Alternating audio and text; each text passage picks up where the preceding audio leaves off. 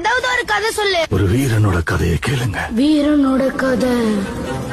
சூத்திரதாரியின் சூதனை எரித்து அகங்காரனின் நெஞ்சை கிழித்து மாயாசுரனை நிர்மூலமாக்கும் துரையாய் நொந்து வென்றவரின் பரவசத்தை சுமந்து வந்தார் ஒரு மகாதா.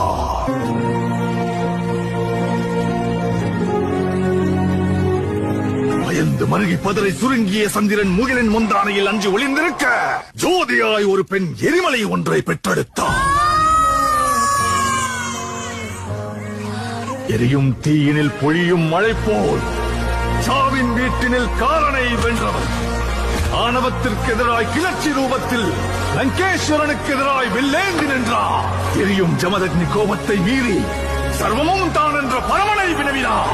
வேட்டைக்காரரை வேட்டையாட ரணவேட்டையனாய் வந்தார்.